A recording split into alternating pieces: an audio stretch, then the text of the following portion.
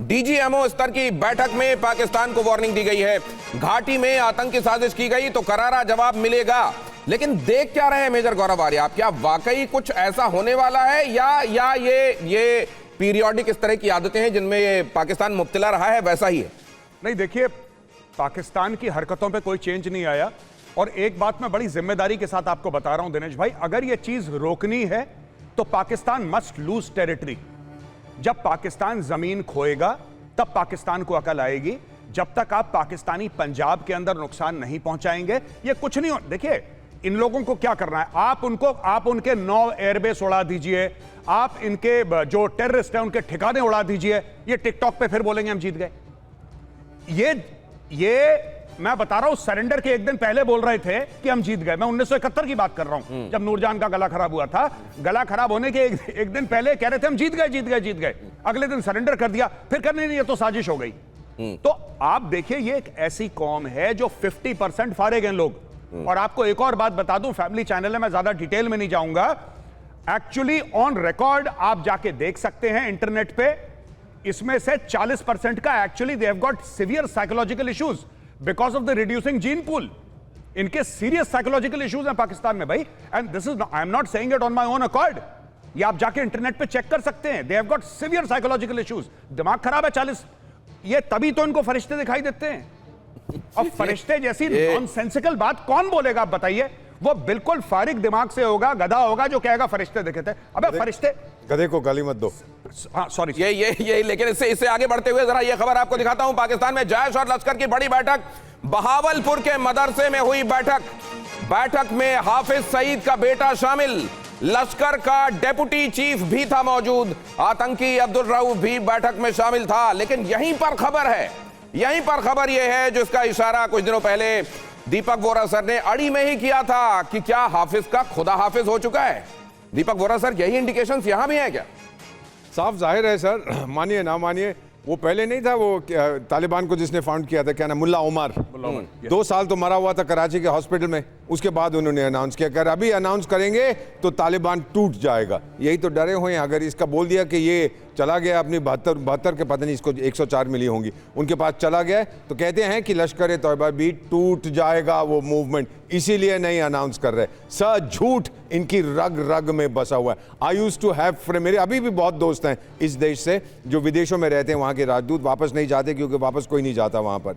वो लोग भी यही कहते हैं कि we exist in a cocoon of lies. हमारे इर्द गिर्द सिर्फ झूठ है, सच बोलने की ताकत किसी के पास नहीं। सर, जो मैंने यहाँ पर पहन रखा है, आप देख रहे हैं अशोका एम्बलम, इसके नीचे क्या लिखा है सर? सत्यम एव जयते, हमेशा सच्चाई की जीत होती है। यहाँ पर तो झूठ का बोलबाला, झूठ। और मैंने भी देखा था सर, ऑपरेशन सिंदूर के बाद एक इनके कोई दाढ़ी वाला इंफॉर्मेशन मिनिस्टर है, औरंगजेब है उसका नाम, मुझे याद, मोहम्मद औरंगजेब। हाँ, तो वो टीवी पे किसी को दिखा रहा था, हमने यहाँ से नैरेटिव वॉर जीत लिया, हमने ये कर दिया, हमने वो कर दिया। अरे क्यों बता रहा है बेवकूफ कि तुम नैरेटिव वॉर जीत गए जबकि जमीन पे तुम्हारी पिटाई हो रही थी? What is wrong with these people? लेकिन सर, अपने देश में, अपने घर में तो नैरेटिव वॉर जीत रहे हैं। वहां के लोग यही मान रहे हैं कि टिकटॉक में जो दिखाया जा रहा है वो सही है। अगली खबर देखिए, जैश ए मोहम्मद की बड़ी आतंकी साजिश, आईईडी धमाकों का प्लान तैयार कर रहा है जैश।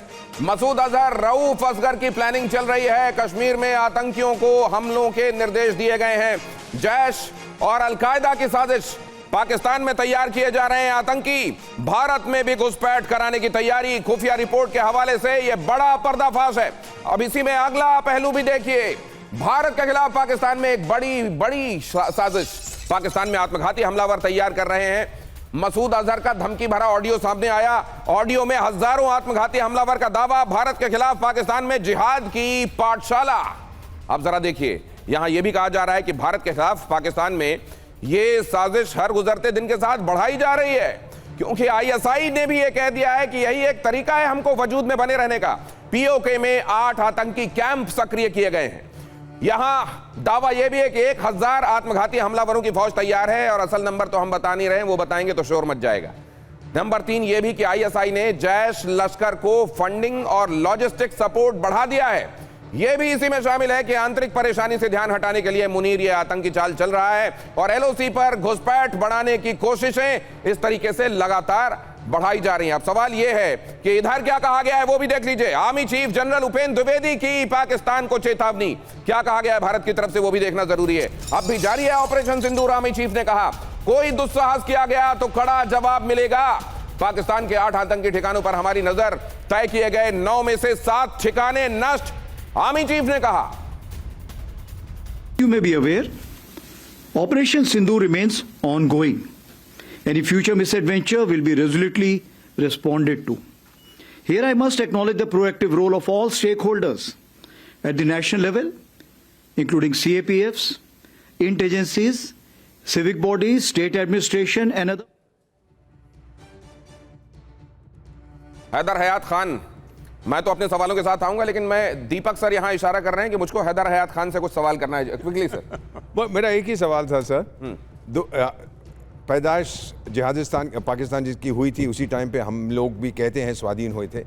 2011 तक आप लोगों की पर कैपिटा इनकम भारत से ज़्यादा थी, अब हम 2.5 गुना आपके। क्या गलती कर दी आप लोगों ने? कभी आपने इंट्रोस्पेक्शन किया, समझने की कोशिश की है आप कहाँ हैं, हम कहाँ पहुँच गए हैं, स्पेस में हम कहाँ जा रहे हैं? जर्मनी वाला आता है यहाँ कितनी इन्वेस्टमेंट की बात करता है, टेक्नोलॉजी की बात करता है, फिर अभी 26 जनवरी का हमारा रिपब्लिक डे पे यूरोपियन यूनियन के 2 टॉप ऑफिशियल्स आ रहे हैं। सर कहाँ गलती हो गई आप लोगों से? कभी सोचा है इसके बारे में? अगर आपने सोचा है तो बताओ मुझे।